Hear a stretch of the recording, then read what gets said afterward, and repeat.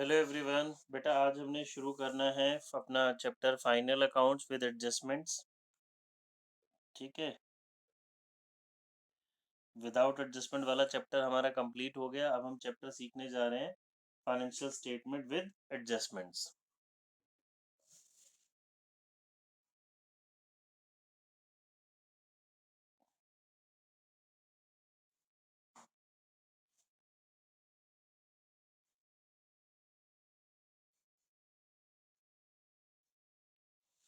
With adjustments का मतलब हो गया बच्चे, अब ना मुझे कुछ इन्फॉर्मेशन गिवन होगी क्वेश्चन के बाहर सेपरेटली, जिसको कि अभी तक एक बारी भी ट्रीट नहीं किया गया होगा, रिकॉर्ड नहीं किया गया होगा। तो हमें पता है बच्चे, अकाउंट्स में हम डबल एंट्री सिस्टम पढ़ते हैं। जो भी एंट्री ट्रांजैक्शन अभी तक एक बारी भी रिकॉर्ड नहीं हुई उसको हम रिकॉर्ड करेंगे। तो उसके एटलीस्ट कितने इफेक्ट होंगे बच्चे? 2। ठीक है जी। कितने इफेक्ट होते हैं बच्चे? उसके 2 इफेक्ट होते हैं ना। तो चलिए शुरू करते हैं बच्चे। पहले शुरुआत करते हैं जी फर्स्ट एडजस्टमेंट हमारी। ये बच्चे सारा काम आपने नोट करना है। आप साथ साथ नोट कर पाएंगे ठीक है, नहीं कर पाएंगे तो मैं आपको इसकी पिक भेज दूंगा क्लास के बाद। आप समझ लें अभी। Closing stock. क्लोजिंग स्टॉक की हम एक एडजस्टमेंट तो ऑलरेडी पढ़ ही चुके हैं। क्लोजिंग स्टॉक का क्या करते हैं बच्चे? क्लोजिंग स्टॉक क्वेश्चन के बाहर आपको सेपरेटली गिवन होता है ना। हम ट्रेडिंग अकाउंट बनाते हैं। ट्रेडिंग अकाउंट की कहाँ लिखते हैं हम? क्लोजिंग स्टॉक को ट्रेडिंग अकाउंट की क्रेडिट साइड में, और एक और जगह कहाँ रिकॉर्ड करते हैं बच्चों इसको? बैलेंस शीट की एसेट्स में। और हमने एक चीज और पढ़ी थी बच्चों, आई थिंक लास्ट क्लास में ही पढ़ी थी। अगर क्लोजिंग स्टॉक मुझे क्वेश्चन के अंदर ट्रायल बैलेंस के अंदर गिवन होता है तो हम क्लोजिंग स्टॉक को फिर ट्रेडिंग अकाउंट में रिकॉर्ड नहीं करते, डायरेक्टली कहाँ लिख लेते हैं इसको? हम बैलेंस शीट में। बच्चों इसकी मैं आपको जर्नल एंट्री भी सिखा रहा हूँ साथ साथ। इसकी जर्नल एंट्री बन जाएगी हमारी closing stock account debit to trading account. ठीक है। सिंपल सी एडजस्टमेंट थी, आई होप सभी को ये आती ही होगी, हमने पहले भी पढ़ी हुई थी। देखिए जी, अब यहाँ से मेन अपनी एडजस्टमेंट शुरू करते हैं हम। पहली एडजस्टमेंट हम कर लेते हैं जी सेकंड। फर्स्ट तो क्लोजिंग स्टॉक हो गई हमारी। Outstanding expense. बच्चों आउटस्टैंडिंग एक्सपेंस जैसा कि हम फर्स्ट टर्म में हमने पढ़ा ही था, क्या मतलब होता है इसका? Due but not yet paid. ये वो एक्सपेंस हो गया जी जो ड्यू हो चुका लेकिन हमने पे नहीं करा। बच्चों आपको ये समझ में आना चाहिए, ये जो आउटस्टैंडिंग एक्सपेंस होता है ये क्या होता है? हमारी लायबिलिटी। ठीक है। अब लायबिलिटी है तो बैलेंस शीट की लायबिलिटी में तो जाएगा ही। एक एग्जांपल से समझते हैं जी। सपोज आपको ट्रायल बैलेंस के अंदर, क्वेश्चन के अंदर रेंट गिवन है 2000, और एडजस्टमेंट के अंदर दैट मीन्स क्वेश्चन के बाहर एडजस्टमेंट में गिवन है जी outstanding rent amounting to rupees 200। ये बच्चों क्वेश्चन के अंदर गिवन है, ये एडजस्टमेंट में गिवन है। तो ये तो एक ही जगह जाता है और ये एडजस्टमेंट में है तो दो जगह जाएगा ना। दैट मीन्स रेंट ड्यू हो चुका लेकिन अभी तक हमने पे नहीं किया है। क्लियर है? अब ये रेंट कहाँ जाता है बच्चों? ट्रेडिंग में, प्रॉफिट एंड लॉस में या बैलेंस शीट में? ये रेंट कहाँ जाता है बच्चों? हमारा प्रॉफिट एंड लॉस अकाउंट में। तो आउटस्टैंडिंग रेंट का मतलब है ड्यू हो चुका था लेकिन मैंने पे नहीं किया है। तो ये जो रेंट है बच्चों मेरा बिलोंग तो करंट ईयर से ही करता है ना। हमने याद करो अपने फर्स्ट टर्म में पढ़ा था, एक हमारा एक्रूवल कॉन्सेप्ट होता है जी। एक्रूवल बेसिस पे हम चीजें रिकॉर्ड करते हैं ना। एक्रूवल बेसिस क्या कहता था? कोई भी चीज़ ड्यू हो जाती है तो हम उसको रिकॉर्ड करेंगे, चाहे वो हमने पे किया है या नहीं किया है। हमें अकाउंट्स में जब हम फाइनल अकाउंट्स प्रिपेयर करते हैं, अपना प्रॉफिट और लॉस निकालते हैं, तो करंट ईयर से रिलेटेड हम सारी इनकम और सारे एक्सपेंसेस लिखते हैं, चाहे इनकम मिली हो या ना मिली हो, एक्सपेंसेस पे किए हो या ना पे किए हो। तो सेम उसी तरीके से बच्चे आउटस्टैंडिंग रेंट का क्या मतलब है? ये रेंट ड्यू हो चुका लेकिन मैंने अभी तक पे नहीं किया है, बट ये बिलोंग तो करंट ईयर से करता है, करंट ईयर का ही एक्सपेंस है। तो that's why profit and loss के अंदर जब हम ये वाला रेंट लिखेंगे तो ये उसके साथ क्या हो जाएगा? प्लस। ठीक है। देखिए कुछ इस तरीके से हम प्रॉफिट एंड लॉस बनाएंगे। डेबिट साइड में हम लिखते हैं ना रेंट, इनर कॉलम में लिखेंगे पहले 2000, इसमें आउटस्टैंडिंग रेंट 200 प्लस कर देंगे तो टोटल अमाउंट हमारा आ गया 2200। क्योंकि ये अमाउंट 200 वाला हमने पे नहीं करा है, पेंडिंग है, आउटस्टैंडिंग है, तो दैट्स वाई ये बैलेंस शीट की लायबिलिटी में भी आएगा। बैलेंस शीट की ये लायबिलिटी साइड, यहाँ लिख देंगे आउटस्टैंडिंग रेंट 200। ठीक है बच्चों, देखो दोबारा समझा रहा हूँ एक चीज, ये 2000 क्वेश्चन के अंदर था, एक ही जगह आ गया। ये आउटस्टैंडिंग एडजस्टमेंट में था, दो जगह आ गया। देखो बच्चों, किसी को कोई डाउट है तो पूछ लेंगे।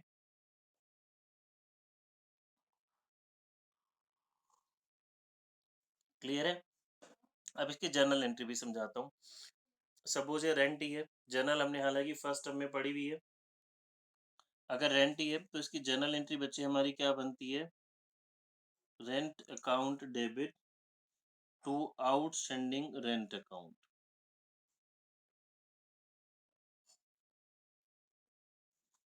ठीक है, ये हमने फर्स्ट टर्म में पढ़ा हुआ है ना। ये कहीं नहीं लिखनी है आपको, वैसे समझाने के लिए बता रहा हूँ मैं, एक बार रिवाइज हो जाएगी। हमें तो trading P and L balance sheet ही बनाना है बच्चे। सेपरेटली तो नहीं आएगी आपको, फर्स्ट टर्म में आ गई। ये जर्नल एंट्री का वैसे ही क्वेश्चन आएगा आपको, जैसा कि हमने फर्स्ट टर्म में पढ़ा था ना, एक सिंपल क्वेश्चन आया, उसमें 7-8 अलग अलग पॉइंट्स हैं।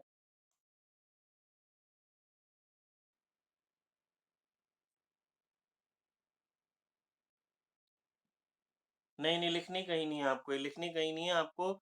वैसे एग्जाम में इस फाइनल में पूछने के चांसेस नहीं होते, बट फिर भी आपको नॉलेज के लिए एक बार रिवाइज करा रहे हैं। ठीक है, चलिए जी। थर्ड पॉइंट,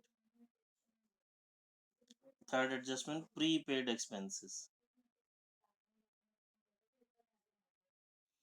प्रीपेड एक्सपेंस का बच्चे एक और नाम क्या होता है? Paid in advance. ये बच्चों हमारी एसेट्स होता है, लायबिलिटी होता है? यस, ये हमारी क्या होता है? एसेट्स होता है। ठीक है, अब बच्चों प्रीपेड का मीनिंग समझते हैं। प्रीपेड का मतलब क्या होता है? जो हमने एडवांस में पे कर दिया। ये वो खर्चा होता है जो हमारा करंट ईयर से बिलोंग नहीं करता। ये वो एक्सपेंस होता है हमारा जो करंट ईयर से बिलोंग नहीं करता। जब ये करंट ईयर से बिलोंग करता ही नहीं है, तो क्या ये करंट ईयर के प्रॉफिट और लॉस की कैलकुलेशन में आना चाहिए? बिल्कुल नहीं। तो इसको हम दैट्स वाई क्या कर देंगे? सब्ट्रैक्ट। जैसे आउटस्टैंडिंग को हम प्लस करते हैं, तो प्रीपेड एक्सपेंस को बच्चे हम क्या कर देंगे? माइनस। ठीक है, देखिए जी, एक एग्जांपल से समझते हैं। क्वेश्चन में सपोज ये रेंट का ले लेते हैं। रेंट गिवन है 2000, एडजस्टमेंट में आपको गिवन है out of rent paid, out of rent paid ₹200 belongs to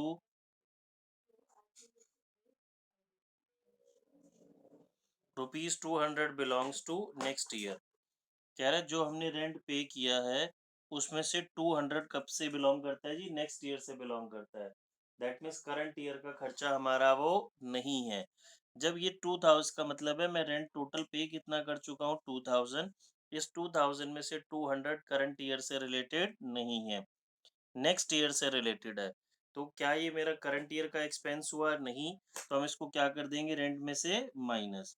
बच्चों प्रीपेड, अभी जो रेंट है हमारा, लिखते कहाँ पे है? प्रॉफिट एंड लॉस की डेबिट साइड में लिखते हैं ना। तो हमने लिखा जी रेंट 2000, इसमें से प्रीपेड 200 हमने सब्ट्रैक्ट कर दिया, तो कितना रह जाएगा? 1800। बैलेंस शीट बनाएंगे, और बैलेंस शीट की कौन सी साइड जाएगा? Asset side.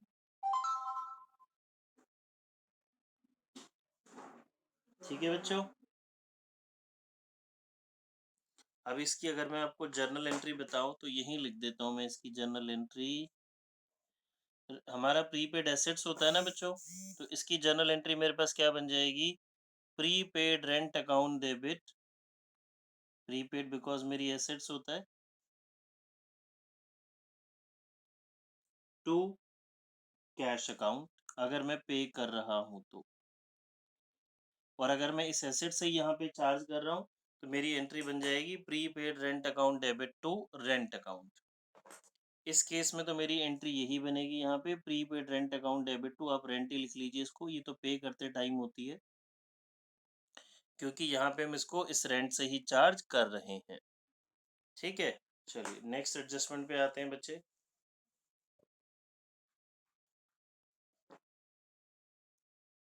Fourth adjustment, accrued income. बच्चे एक्रूड इनकम का मीनिंग बताओ, कौन बताएगा जल्दी से?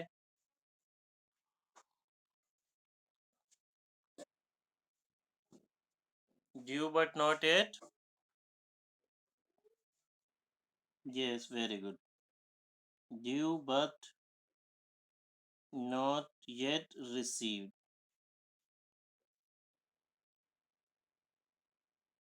Due but not yet receive, हाँ जी ठीक। जो एक्रूड इनकम होती है ये हमारी क्या होती है बच्चे जी? एसेट्स होती है, मिलनी है मिली नहीं है। ठीक है जी, मिलनी है बट मिली नहीं है, तो ये हमारी एसेट्स होती है। इसको हम क्या करते हैं देखिए, क्या ये करंट ईयर की इनकम हुई बच्चों? मुझे बताना जरा पहले तो, एक्रूड इनकम क्या करंट ईयर से रिलेटेड हुई?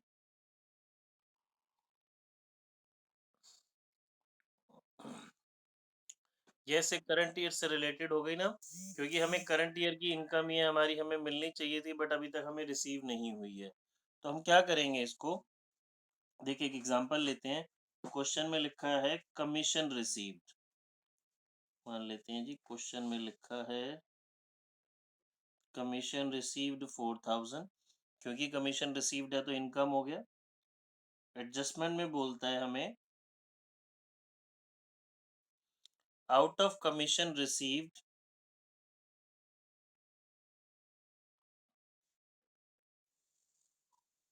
Out of commission receive,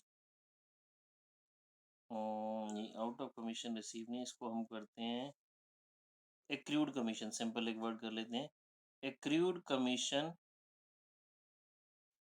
is rupees 1000, commission accrued is rupees 1000। इसका मतलब है ये मुझे कमीशन ऑलरेडी मिल चुका है, ये कमीशन क्रेडिट बैलेंस होगा, और कमीशन मिलना है मिला नहीं है, वो कितना है मेरा 1000। तो बच्चे ये भी जो मेरा 1000 है करंट ईयर की इनकम हो गया, करंट ईयर से बिलोंग करता है। तो प्रॉफिट एंड लॉस के क्रेडिट साइड में हम यहाँ पे कमीशन लिखेंगे, एक तो 4000 प्लस इसमें क्या करेंगे एक्रूड 1000, तो मेरी टोटल करंट ईयर की कमीशन इनकम कितनी हो गई 5000। और ये 5000 क्योंकि मिलना है मिला नहीं है, तो ये बैलेंस शीट में बच्चे हमारी कहाँ चला जाएगा? एसेट्स में।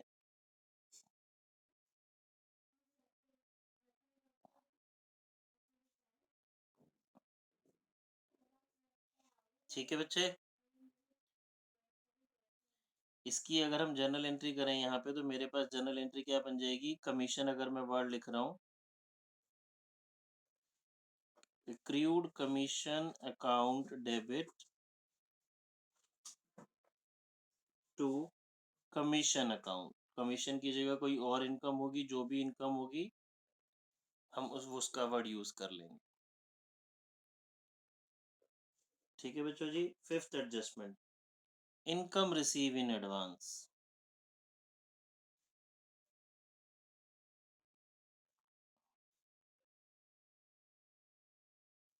इनकम रिसीव इन एडवांस, इसका एक और नाम होता है बच्चे earned income.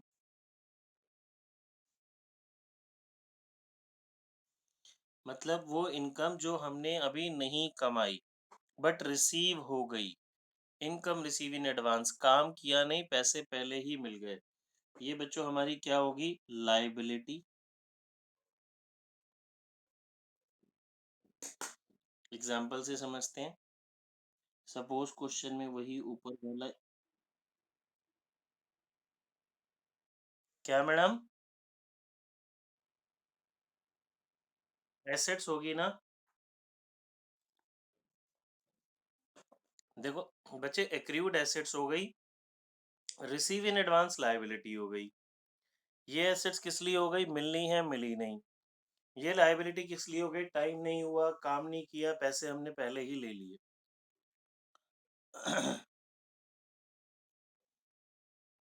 Commission receive question में गिवन है 4000, ब्रैकेट में क्रेडिट बैलेंस हमने लिख देते हैं आपके लिए। अब एडजस्टमेंट में बोलता है आउट ऑफ कमीशन रिसीव्ड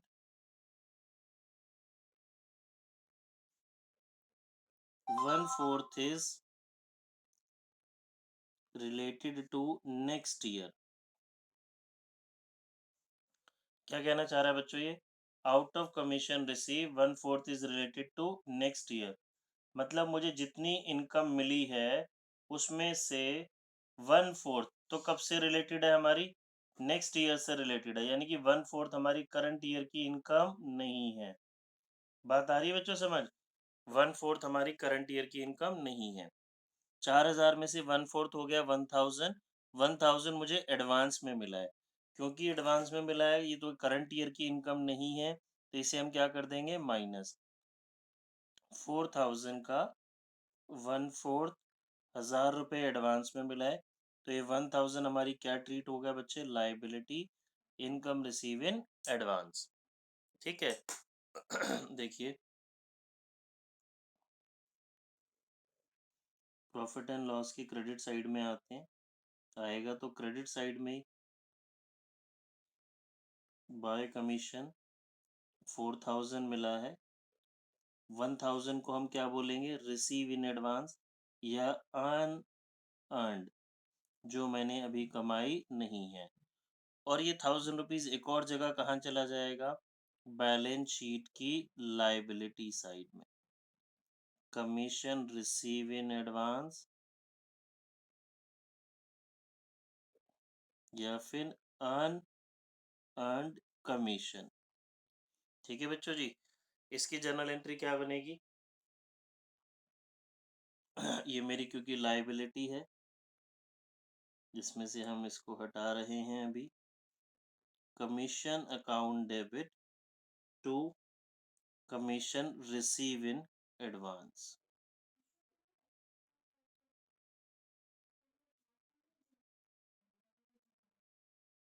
ठीक है बच्चों, इसमें इस एग्जाम्पल के हिसाब से अमाउंट कितनी आएगी? 1000, क्योंकि हम 1000 रुपीज की ही अभी बात कर रहे हैं।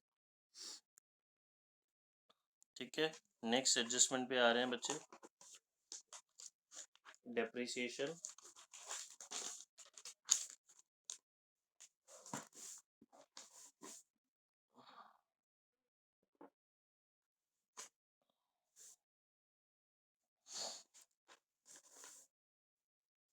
ये हमारी कौन सी एडजस्टमेंट हो गई? 6th।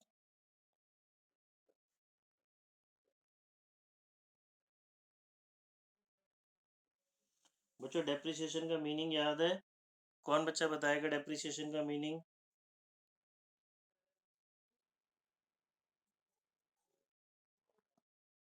हाँ जी बिल्कुल ठीक। डेप्रिसिएशन का मतलब जब हमारे एसेट्स की वैल्यू रिड्यूस होती है तो वो क्या कहलाता है जी? हमारा depreciation, fall in the value of fixed assets. ठीक है। अच्छा, इसकी जनरल तो हमें आसान ही है, पहले से याद भी है, मैं आपको बता देता हूँ फटाफट से। Depreciation account debit to that respective assets, जिस एसेट्स की बात हो रही है। अब इसको एक एग्जांपल से समझते हैं बच्चों। क्वेश्चन में ना मशीन गिवन है जी 1 लाख रुपीज की। मशीन आप कहाँ लिखते हो? बैलेंस शीट की एसेट्स में। एडजस्टमेंट में बोल रहा है provide depreciation on machinery at the rate 10% per annum. Machine 1 lakh रुपए की गिवन है, मशीन हमारी एसेट्स है, ये बैलेंस शीट में जाती है, हमें पता ही है। एडजस्टमेंट में कह रहा है जी मशीन के ऊपर आप डेप्रिसिएशन लगाइए 10%। तो 1 लाख रुपए का 10% बच्चों डेप्रिसिएशन कितना हो गया मेरा? 10,000। अब डेप्रिसिएशन हमें पता ही है, हम ऑलरेडी जब क्वेश्चन कर रहे थे तो depreciation trading profit and loss और बैलेंस शीट में कहाँ जाता है बच्चों? प्रॉफिट एंड लॉस के डेबिट में। और डेप्रिसिएशन लगाने से मेरी मशीन की वैल्यू क्या हो रही है? डिक्रीज। तो हमने यहाँ पे लिखना है जी टू डेप्रिसिएशन ऑन मशीन 10,000 और बैलेंस शीट में मशीन 1 लाख माइनस डेप्रिसिएशन 10,000,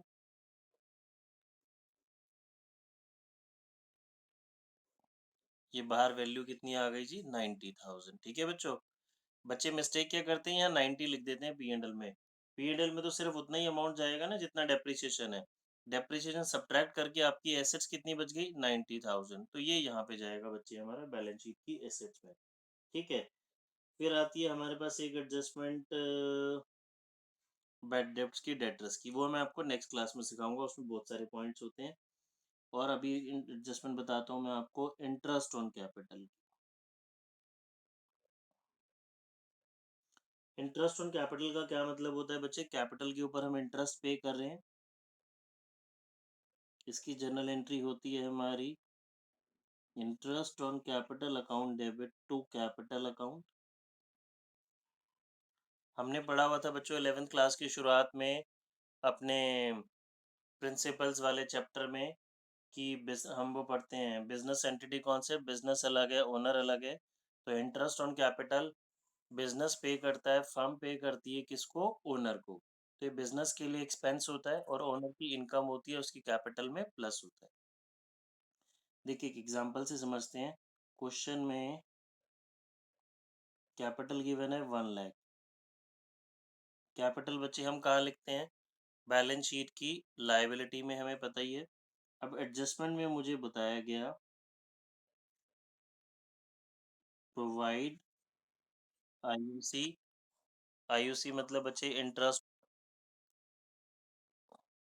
हाँ जी, देखिए एडजस्टमेंट में लिखा है provide interest on capital, IUC मैंने शॉर्ट में लिख दिया @ 10% पर एनम।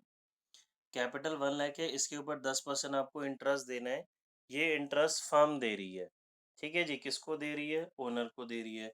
तो बिजनेस का खर्चा, बिजनेस का खर्चा है तो प्रॉफिट एंड लॉस के डेबिट में जाएगा, बिकॉज ये फैक्ट्री से तो कुछ रिलेटेड है नहीं। और ओनर को मिल रहा है तो ओनर की कैपिटल में क्या हो जाएगा बच्चों, प्लस। प्रॉफिट एंड लॉस के डेबिट में आएगा to interest on capital 10,000। Balance sheet की लायबिलिटी में कैपिटल हम लिखते हैं, यहाँ पे IUC interest on capital plus कर देंगे। आप यहाँ पे जैसे कि नेट प्रॉफिट भी प्लस करते हैं ना, net profit plus drawings minus. ठीक है बच्चों, इतनी बात सभी को समझ में आ रही है। किसी को कोई डाउट है तो पूछ लो